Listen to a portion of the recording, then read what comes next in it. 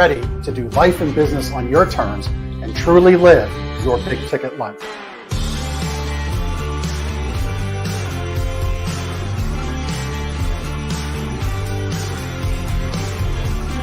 You either make excuses or you choose to level up. Amazing guests living the big ticket life. Woo! Woo! Brandon Britton here. Appreciate you having me here today, man. It's that kind of discernment, that kind of focus, that kind of forward thinking that's so important if you're going to succeed in business today. Jeff and I are like friends. We're real friends. We are like And so you unlock fortune and freedom without all the stress that normally comes along with it. It all comes down to your why. You know, your business, why are you doing it? You know, how is it going to change the world and what's it going to do for your family? I want you to celebrate your success. Talk about the struggle. But I promise you, the story is in your struggle. They'll never be able to say that about me because people only see me working hard in anything that I'm doing whenever they see me. Focused on your success and the success of those around you. But being that constant in your community, good or bad, whether things are great in the community, bad in the community, be steady. Unapologetically do business and life on your terms and truly live your big ticket life. Amazing guests living the big ticket life. And we discuss how they do it and the big ticket methods they use.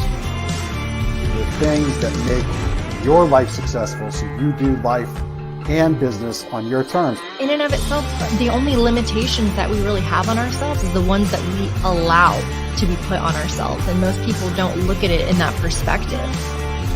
There's nothing wrong with being humble, but there's also nothing wrong with stepping into your superpower and letting people know who you are.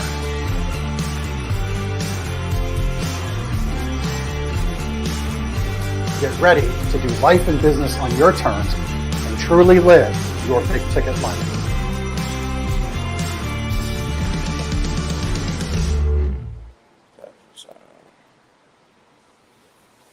All right. Well, listen, I love that intro. I don't know about you, Brian, but that gets me hyped up. Obviously, it's a lot of people you know from our Apex world of friends.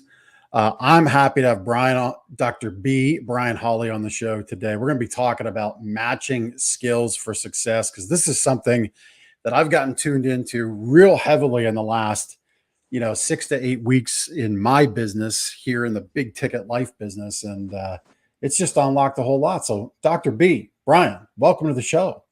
Thanks. I was watching that intro. I was like, man, I'm going to pull up a chair and get some popcorn. I know all these people. There's some real winners on that thing. So I am honored to be on here with all these other people you've had on. It's like, holy cow, man. Thanks for having me. Yeah. It's been a wild ride to this point. We got more fun planned for down the road for sure. So let's kind of jump right in. I'll kind of kick it off with where I'm at in my world of things, and then let's just start that way. So as I said, like 6-8 weeks ago, it kind of unlocked in my brain for me to put myself out there as, a fractional chief visionary officer. I've had a handful of deals and opportunities come my way since. Was in Connecticut early this week, inked a deal there. And it really comes down to in life, if you're not teamed up with the right team and then having a deeper understanding of the skills on that team, you're just not really set up for success. So we're talking about really visionary and integrator stuff, right? So I'm a high visionary, and I think you're a mix of both, but you skew a little on the integrator side, right? Yeah, the opposite. I'm a little bit more, a couple points higher on the visionary. It's like okay. Visionary and either low 90 or upper 80 integrator. So I'm going to say I'm a visionary, but a forced integrator of years of having to do the stuff. Yep. Yeah. So why don't you just I'm going to pass the baton to you on what your thoughts are on matching up with the right people and really then digging into this visionary integrator talk. Like, why don't you share with everybody your view of what that is and how to line those skills up for success? Yeah, absolutely. And it goes beyond just for the business. It can also work in the marriage too. 100%. which in a sense, business partnerships is a marriage. It's just another form of marriage. So what I have found over my years, and I've been an entrepreneur since I could first, well, good gosh, gas was like 40 cents a gallon or 30 cents a gallon. Since I could push a lawnmower, I've been an entrepreneur. And then I built my lawn mowing juggernaut up to where I hired crews and I hired managers and blah, blah, blah. And you know how it goes. And that's when I first started learning about different personalities, how they mesh. Then I always had the vision. I could see, okay, if I do this, then I'm always trying to think 3 or 4 steps ahead. If I do this, then I could upsell on this, or this will lead me to this, or this will lead me to the snow removal in the winter, or I could do this. The visionary, and then how I wanted to go and how I wanted to scale. And that's always been a part of me. My wife will call it squirrel syndrome. I call it just good attention to being visionary and seeing what's out there. I'm lying. It's squirrel syndrome, okay, to be honest with you. But the visionary, that has served me well because I know my weaknesses and I know my strengths now. I always, for the visionary part of me, whenever I'm working with a client, I always take the 30,000 foot level and try to see what is around the perimeter and what we could do to expand. Because businesses and life, you're either expanding or contracting. You're never staying the same. I'm always of expansion mode. So with that being said, Jeff, I love the expansion processes. And I alluded to a little bit jokingly that I was a forced integrator also. I'm a high integrator. I'm kind of a hybrid. So if I need to get down and build the CRMs, I need to do the SOPs, I need to manage the people, I need to come up with all the policy and procedures, I can absolutely do it, and I do it. Is it something that I will beat the alarm clock up every morning? Probably not after a while, because that's not my passion. My passion is in creation. So I'm a visionary, but you gotta have some person on your team or the capability to have that integrator mesh in there where they can make sure that your dream is coming to fruition. The cool thing about it is if you have a mastermind or you have a partnership with someone who's the opposite, that dichotomy, you can run ideas, then they can show you how to make it work, and they can also hold you accountable. Then you can just keep stair-stepping off of each other. That is the beauty of having that in place. Yeah, I mean, that stair-stepping analogy that you did, and it pays to watch the video because Bryan talks with his hands. I talk with my hands. Sometimes my hands need to help me to talk. But yeah, this is why it pays to hit the YouTube channel up for the Big Ticket Life and catch the videos or watch them as we put them out on social channels, not just on audio players, but on video too. But yeah, that stair-stepping effect. I mean, in my retail business that I co-own with my partner, Ben McClure, I mean, what a gift, what a blessing to have him there. Because he, before I even understood what all this stuff was, where you scored personality profiles, where you scored on your skill sets, we just knew we were like yin and yang.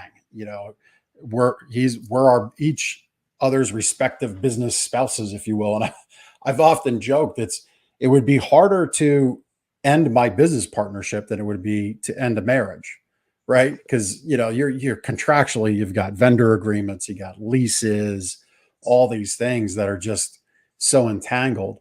But it's a good entanglements with my business partner Ben, because he's just amazing. And they can both be costly. Yeah, they can, which is why it pays to figure them out and really kind of understand things. So like for me, when you talk about SOPs and CRMs and stuff, like me, I understand what all needs to happen. But like you said, I personally can't get up and beat the alarm clock for that stuff. And there's nothing wrong with that. The key is in finding people, right, that are excited about that.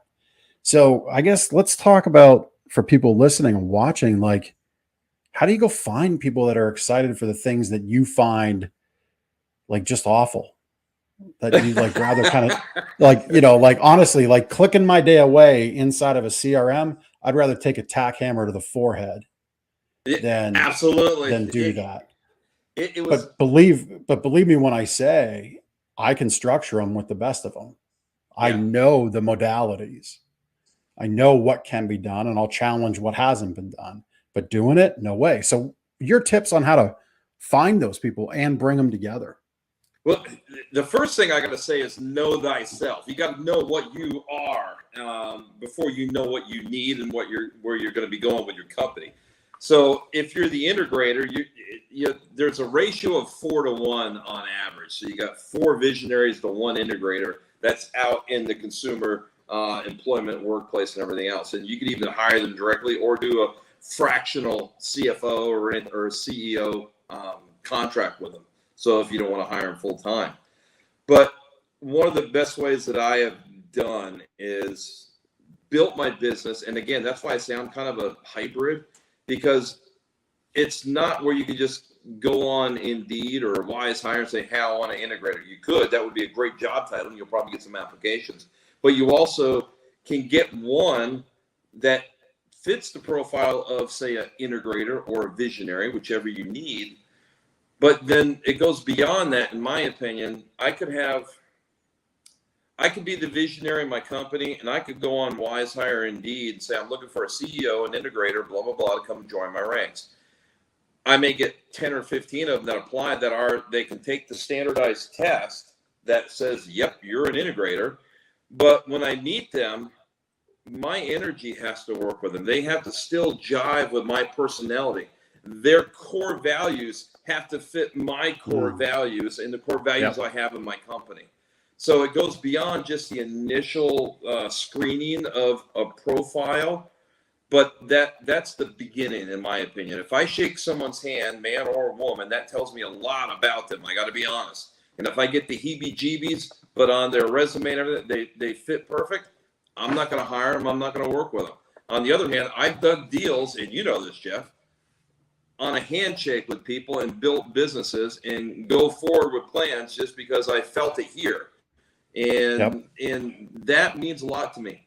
The ones that I know that are hiring specific entities, just to really narrow it down mechanically, they're going on Indeed, Wise Hire, Craigslist, Marketplace. They're also doing some, it's not as ethical, but they're also going out and going to the businesses and headhunting. They're hiring headhunters to get them, because they're first identified what they are, second identified what they need, and then they're putting it out there to get that person. Yeah. You touched on the understanding, or, well, I guess really we should take a step back, the establishment of mission and core values. Because I think before you go build a team and you match skills, if you don't have those things in place, what truly are you really building on? I mean, this is where people struggle with all of the personality profile tests, because like you said, if the energy doesn't match, if the alignment around value, ethic, moral, and mission doesn't match, hey, it's great. You perfectly integrate the D, the I, the S, and the C. But, if you're a corrupt individual, either on the surface or internally, it just ain't going to work out. So, let's jam on mission and core values a little bit. Yeah. When I used to go into these businesses also, I call it hatting. A lot of them would have the wrong people answering the phone. They'd have the wrong people leading the teams. Forget the integrator visionary for a minute. For instance, if I have a driver personality or an analytical personality type, the bean counters and all that, answering my phone, that's not going to come across how I want it. I want an expressive personality answering my phone. Likewise, if I'm going to have a leader leading my team and leading the troop, taking charge and getting stuff done, I want a driver personality, not an amiable. I want an amiable for customer service, calling back. How are you doing? How's it going? And then you also need to know how to talk to the person. Who's the other person on the other line? Are they a driver personality on the other line you're trying to talk to? If that's the case, they want to know the nuts, the bolts. How long is it going to take? How much does it cost? Is it going to help my situation? The expressive personality, you're going to want to talk to them about their dreams, their vision. You're going to be able to go out and play with your grandkids. This is what you're going to be able to do. So it goes deeper with a lot of things. Whenever I go into a business or a situation, that's what I first look for, to make sure what they have, they got properly placed.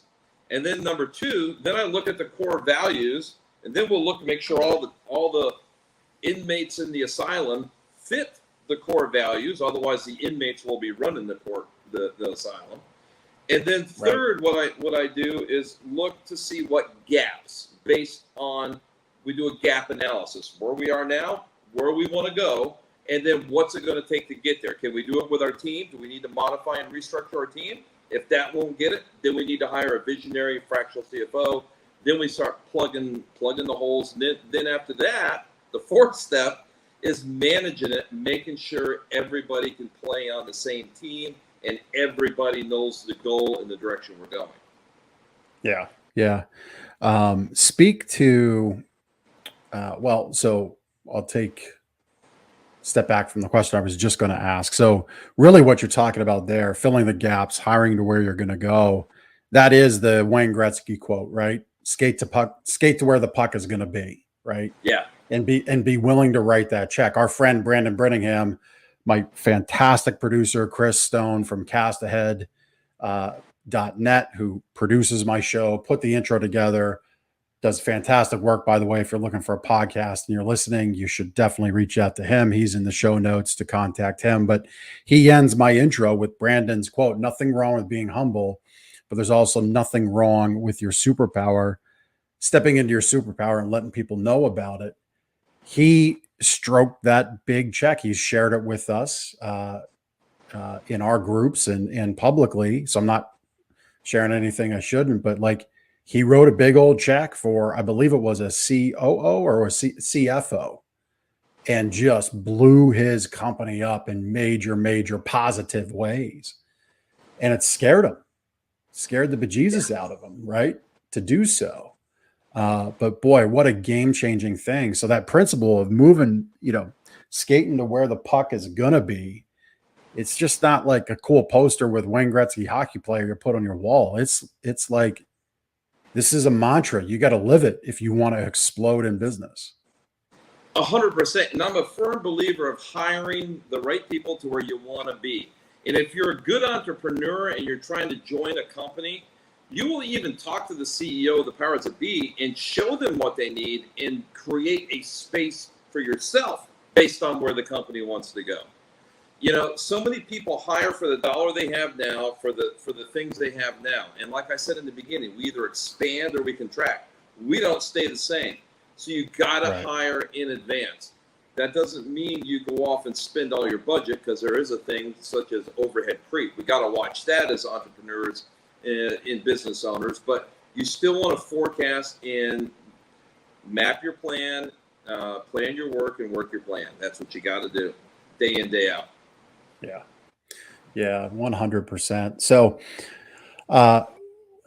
we talked about, or you mentioned, business and in marriage. So how do we translate all this talk into marriage at home? Oh my gosh, I got to be careful with this because my wife will probably see this episode. Love Jody, by the way. She keeps you in line. She does. I'm a strong alpha male personality, and my wife has tied my tail in a knot several times over the years of our marriage. We've been married almost 40 years now. We've been married. Oh, and congratulations! Oh, thank you. 5 has been wonderful. So, Chris, what? We'll edit that out, Chris. Good thing we know people with mattresses in case I need an extra. But in all seriousness, though, I've always been the visionary. I always have and always will. That's my persona, my personality, and my outlook. Jody is the driver, the get down to the nuts and bolts. She does all the stuff. So, okay, what I do when we had our 7 clinics, we were expanding. We were going all over the place. I was flying all over the country. I was on magazine covers, and I was the guy. Jody was behind the scenes, keeping it all organized, managing the staff, having the schedules laid out for us, knowing what the next step was. I had the big picture. She put it in and matched the calendar to it. Then we just hit the deadlines. Without her, I couldn't have done it. And that's the beauty of having a spouse that has that mindset. Now, the problem that I've seen, I coach a lot of couples on this is they could have a multi-million-dollar vertical company that say just in my situation, the wife is the integrator, the guy is the visionary, the wife is keeping the person going. Vicariously, the wife or the spouse will live their life centered around the other person. And after years of doing that, they don't realize it, but they lose themselves in the development of the company and of the marriage. And then what happens then? Then you hear about the couples drifting apart, start doing their own thing. Yep. Marriage is ending. It's like, what happened? But they're millionaires. Who cares? So what I try to work with, and what saved us, and I'll share with you what saved us, is we take and we write down our individual goals, what we want for ourselves, our health, our fitness, our finance, our spirituality, what we want to see in the next 30 days, 90 days, and a year. I write that. Then Jody has her pad that she writes hers on. And a lot of my clients, I ask, hey, would you be able to tell me what your spouse's goals are for themselves in the next 12 months? That's good. Very rarely can they do that. I just got off a phone call with one, and I'm not going to mention names.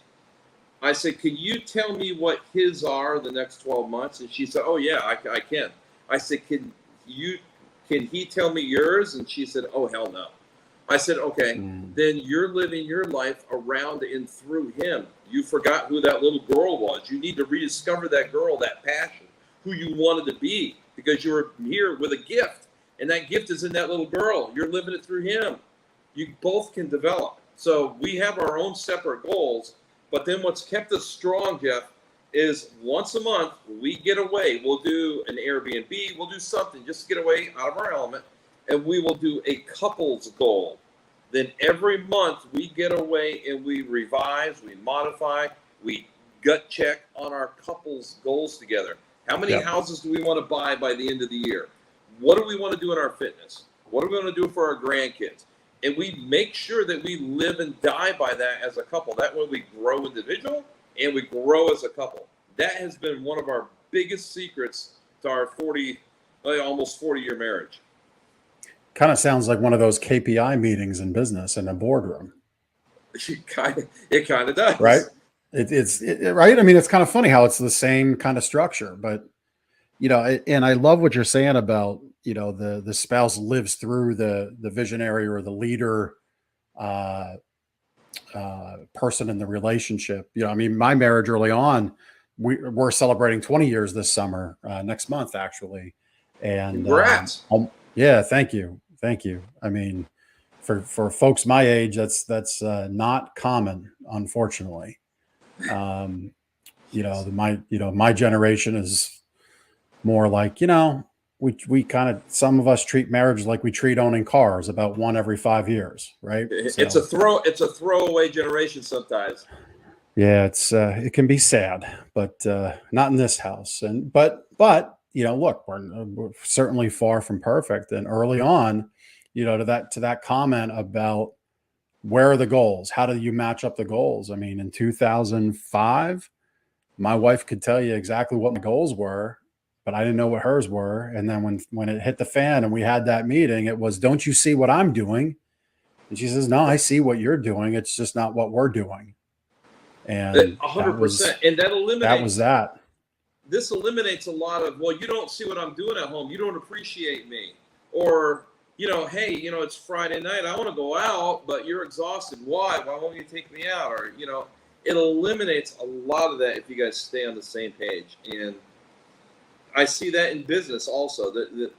I just was talking, and them, I won't say their names, but they're two business partners that build funnels and everything else. I was just like, do you know where you're in a state of affluent growth?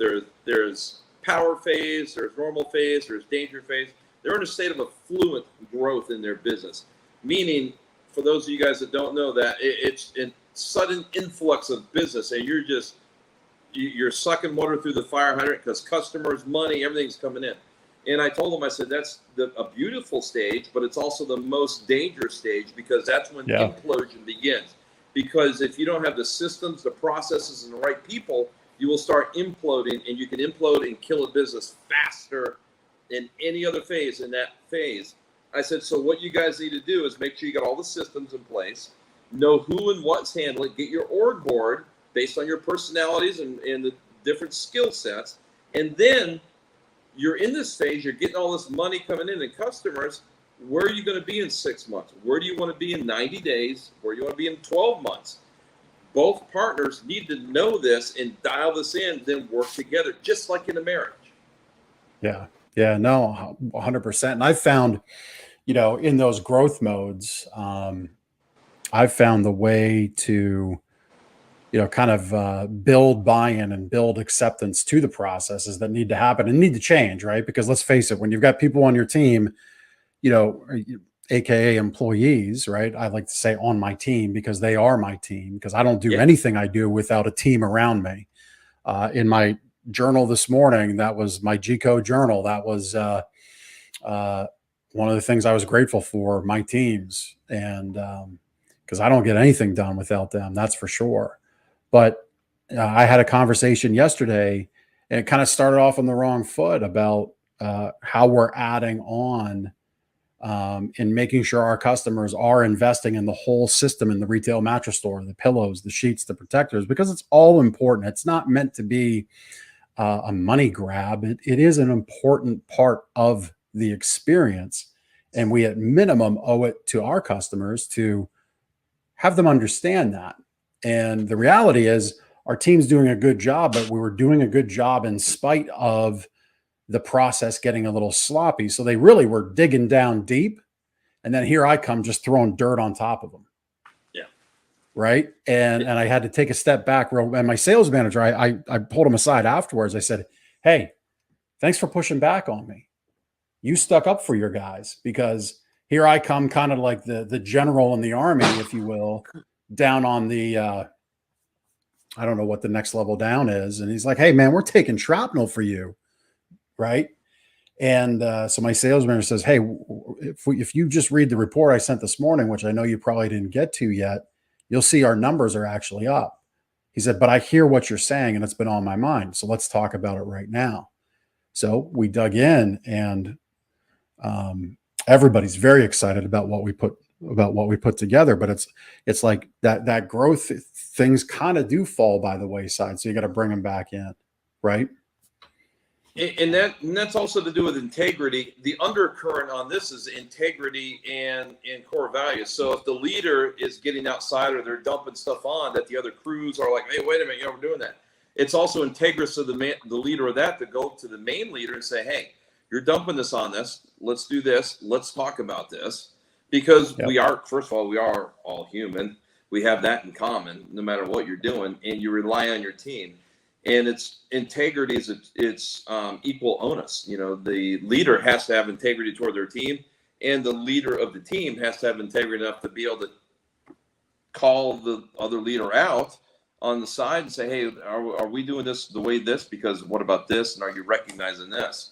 It's a both fact. And, I always say that, one person can go far, but you can never go as far as you're capable of, or probably what the world needs to hear your music, without a team behind you. And that team could be your spouse. It could be your work team. It could be something else. Yeah. Yeah. Now, I mean, getting the right people around you is critical. As an example, we're now 2 weeks into a graphics editor. Why am I struggling for the word? Graphic assistant, video editing, right? All that stuff that like Chris does that makes our show look nice, those kinds of things. So we're bringing one in because I've always kind of said to myself, man, it'd just be great if I had a team of people around me that could pick up the dust bowl that I create in thought and an idea in forward direction. Like pick up these batons when I need to hand them off, because they're just going to break, fall, or otherwise hit the ground. But like hand them off and not be like, oh, you do this little grunt work. Let's all support the direction and the vision together, because we all agree it makes sense. So bringing that person on has been fantastic. And I'm just finding all these new things that go farther. So to the point of like, you need to hire to where you're going. That's one little example. Having Jeff, people around you. Yeah, go ahead. As entrepreneurs and leaders, we need to be learning multiplication, not addition. And what I mean by that is entrepreneurs that are really wanting to scale need to get into multiplication. They don't need to be doing the things themselves. That is addition. Okay, I'm doing this task and this task. I can add another task. If I do this task, I can add another task.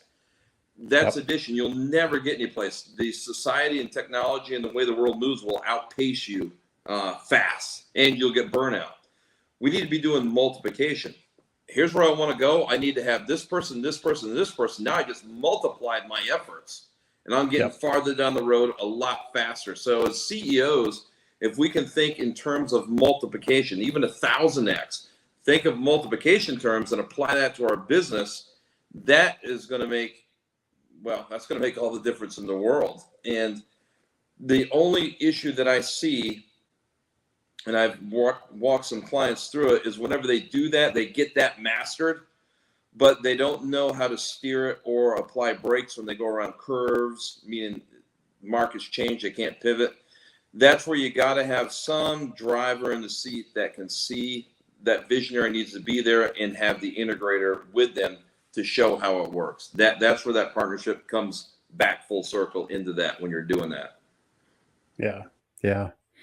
No, I mean, being visionary means truly being visionary and being able to see those turns coming up, markets turning. I mean, we're looking at that right now. We're a durable goods purchase, in our main primary retail business. So we're looking at it. And the thing I told our team at the beginning of the year, I said, look, we need to look at the last couple of years kind of like Olympic scoring, right? Throw out the high score, throw out the low score, and average it. Yep. I don't think we can't count 2021 as a number. We're not going to stress out about it because it was kind of this fever dream of everything, people getting used to what life was like on the other side of a pandemic, people getting used to having a bunch of free money in their bank account, so we don't know.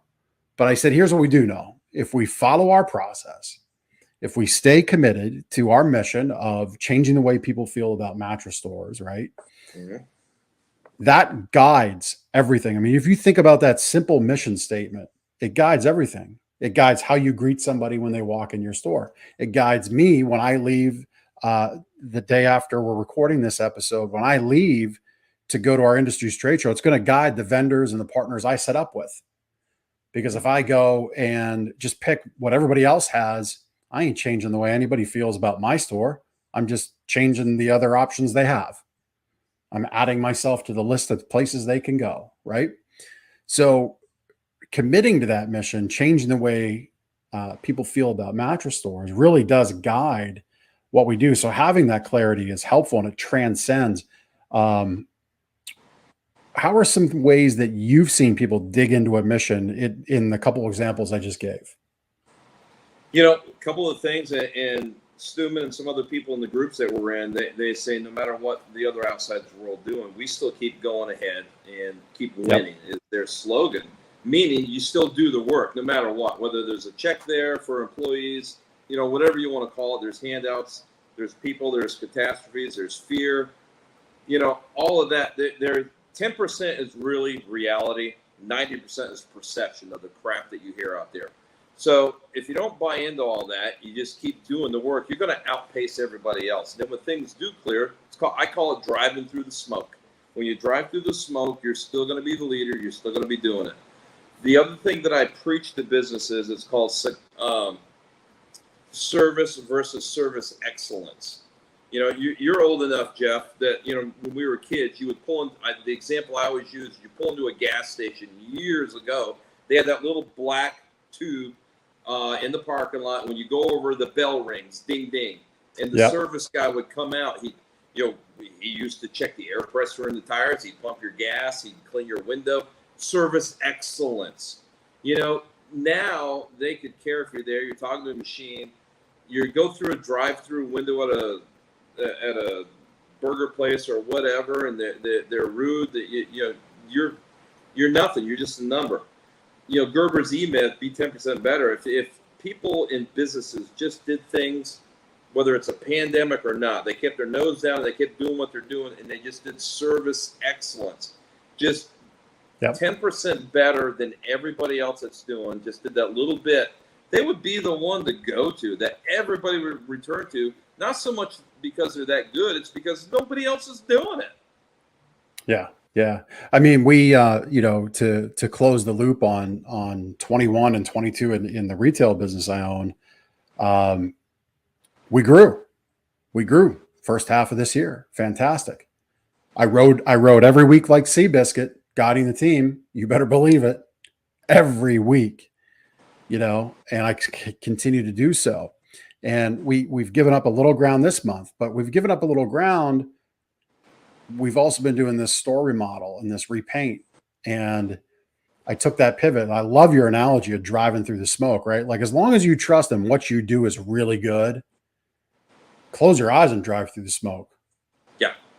If you've got the road built, if you've got the guide rails on, do it. Drive through the smoke. So I just pointed out to our team, I said, you know what? We're actually blessed.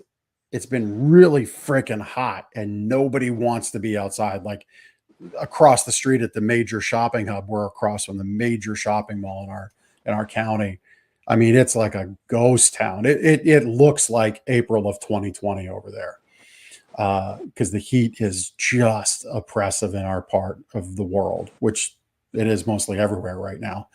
And I said, it's a blessing though, because when you talk service excellence, Bryan, what we were presenting in our store during this remodel, because it's taken a lot longer. The painting company had issues with employees not showing up and being out, not service excellence, right? We were extended about a week. And I said, it's a blessing because we weren't able to put our best foot forward. We tried. I mean, we really moved stuff and made clear lanes and kept dust at bay.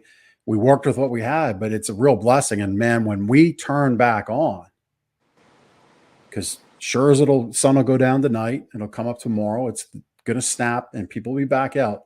They are going to get a treat, an absolute treat when they visit our store. Absolutely. And I use the analogy driving through the smoke. The race car drivers, it crashes in front of you, all you see is smoke. Mm-hmm. You're going 180, you just drive through it and hope to God that, there's no cars in there.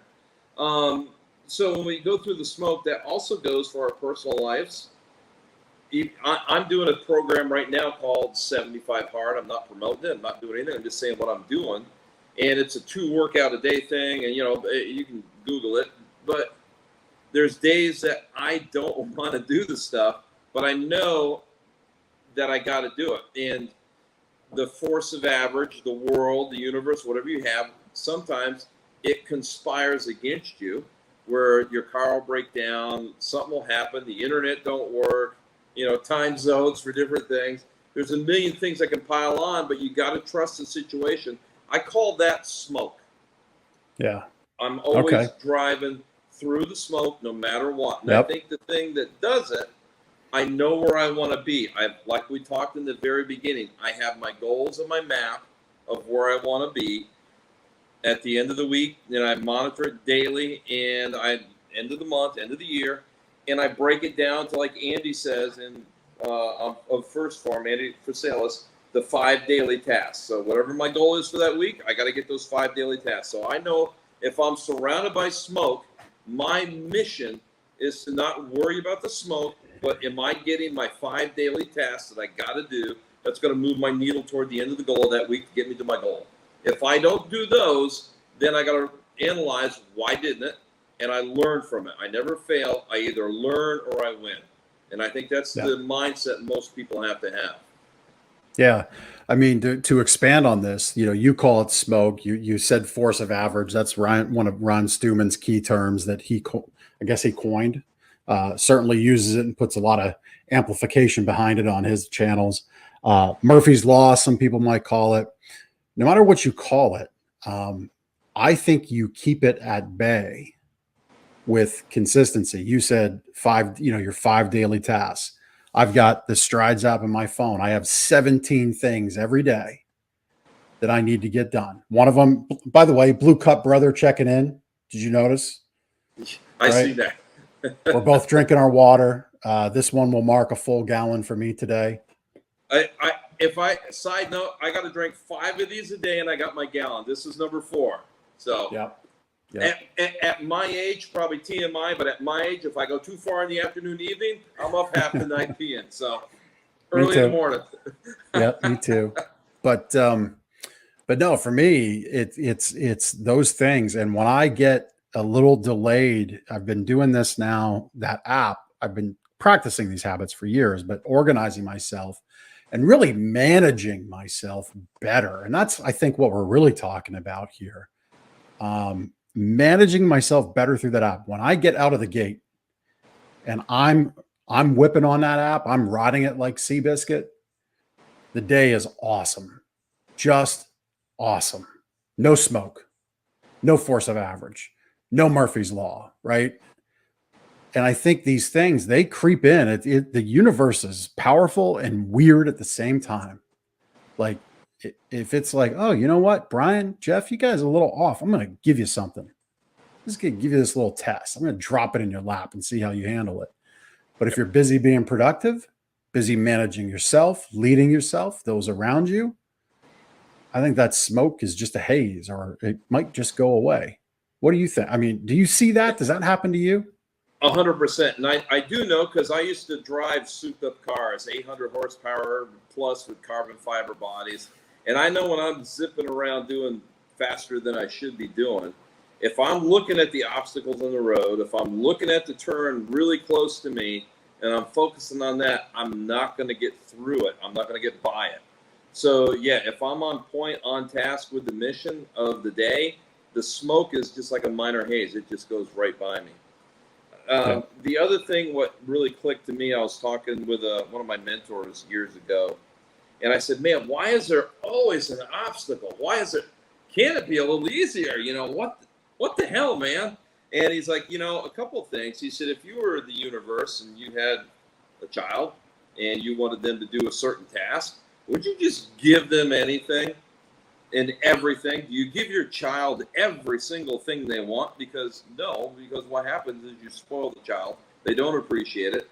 So, you know, the universe puts obstacles sometimes. It was his belief, and I kind of fostered this as mine that helped me get through some of these. And they are tests to make sure that we're staying on track. The other thing, I think everyone, I don't think I know, everything that comes to our life happens for us. And what I mean by that, I just walked a person, they're going through a divorce and a big bankruptcy at the same time. And they want to be a coach and a life coach to help battered women. And I said, you know, here's the thing. Maybe this is in your life for a reason, because you need to learn the lessons in here. Because just say down the road, 6 months, a year down the road, there's going to be another woman that is going to be positioned to be a world leader, is in her cards. But she has to get through a divorce and a bankruptcy and everything else. You will come into her life and change her life because you have walked that road yourself. So these curses right now, they could be preparing you for something bigger and better that's going to bless someone else's life, that's going to change society. You never know. So Don't focus on the smoke. Embrace it. Always look for the lessons. And what I found, Jeff, is if I don't find the lesson, the smoke will keep reappearing. I'll keep repeating that cycle, that pattern, until I I have the Oprah aha moment when I finally learn the lesson. Then it doesn't happen again. Yeah. Well, I mean, two things on what you just shared. You know, the point of can it be easier? You know, we never ask, can it be easier? We always ask that, right? Mm-hmm. But we never say the opposite. Well, can I just have the success? Right? Like, because to me, that's entitlement speak. And I try to stay very far away from that mindset and language as I can. But it's real interesting. So yeah, we always want it easier, but we need the hard so we get the great success. That's the way I look at it. 100%. And then, you know, when you're talking like your person you were working with going through divorce, I think you said they might have been abused. Is that right? Yep. Yeah. So, in our intro, Jessica Stroud, the struggle doesn't happen to us, it happens for us. I take that one step further.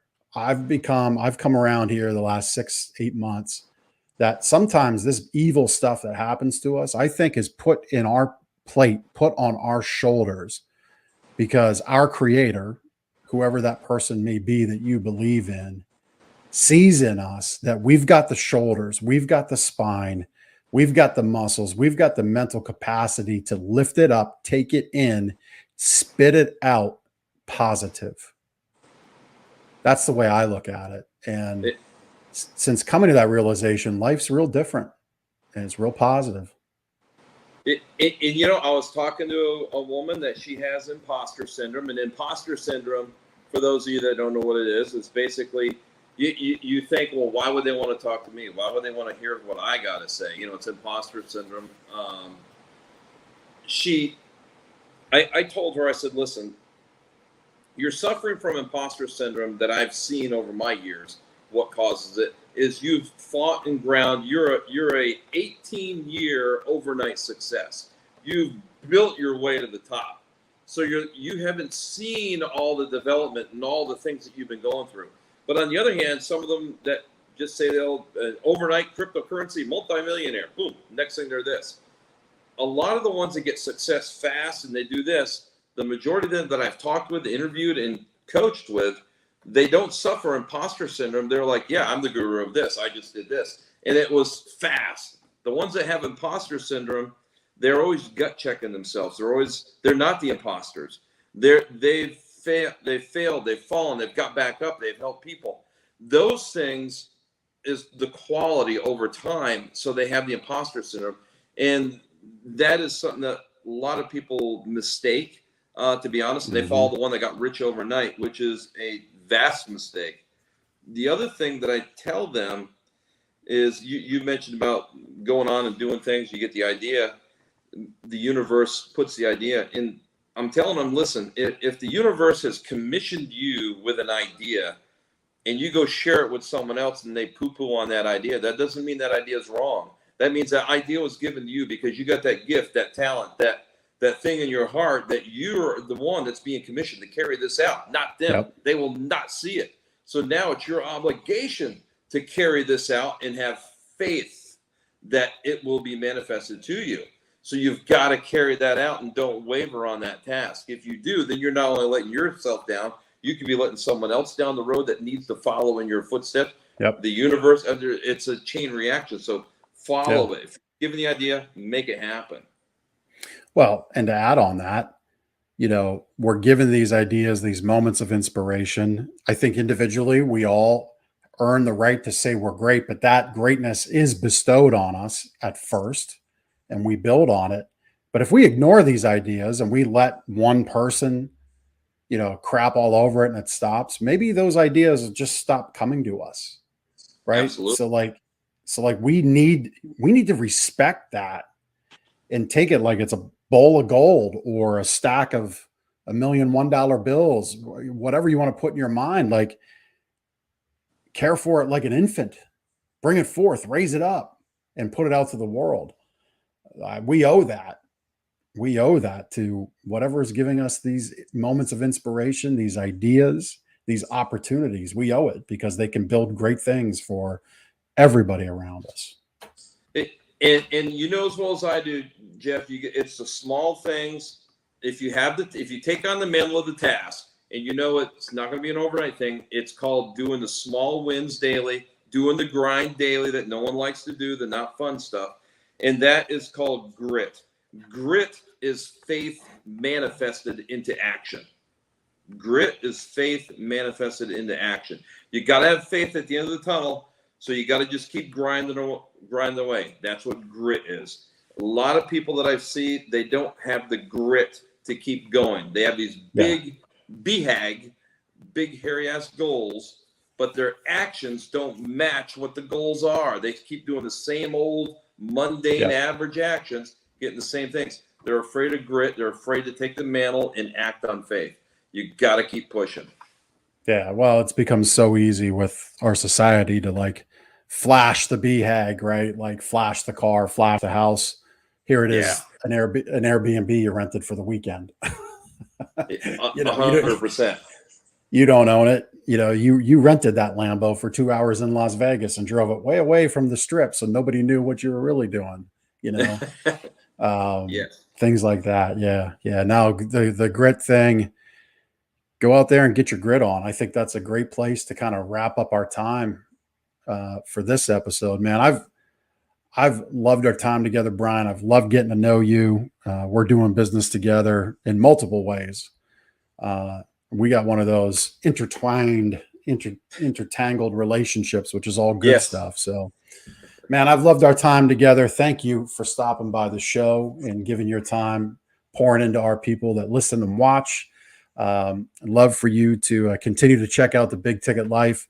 We've had some of Dr. B's info up on the screen, but in case you're a diehard audio person taking in podcasts, Bryan, why don't you let everybody know how to get a hold of you if they're so inclined?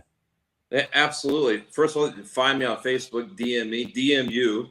And the website is just my name, bryanhawley.com, BryanHawley.com. That's right. Bryan with a Y. Why? Because he's awesome. I'm stealing that. I'm telling my wife you said so. No. There you go. All right. Well, there it is. BryanHawley.com. That's Bryan with a Y. Check him out. Great man, great leader and individual. Proud to do life with him, and he'd be proud to do life with you too if you all end up connecting. And thanks for stopping by, Bryan. We'll see everybody else next week on The Big Ticket Life. Take care.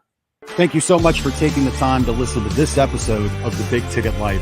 You've heard from another amazing guest living their own big ticket life, and now it's time to live yours. First, I'd love for you to take me up on my free gift to you.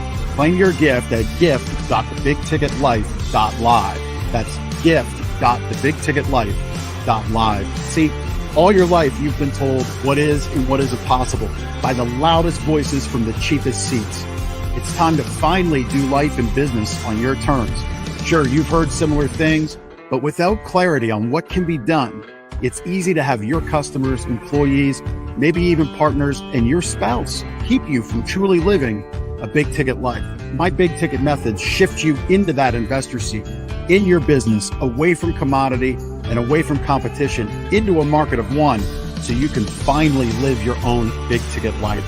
So my gift to you is for you to book your discovery call today, where we'll uncover first the Chivo behaviors, those chief everything officer behaviors that hold you back, and why moving into the investor seat in your own business is critical. 2, we'll uncover the premium position that's up for grabs right now in your market that you're missing out on. And 3, which big ticket methodologies are just waiting to be dropped into your business to explode your sales and profits. So again, thanks for listening to this episode. I'd love for you to take action right now. Accept this gift. Book your call. Go to gift.thebigticketlife.live. Again, that's gift.thebigticketlife.live.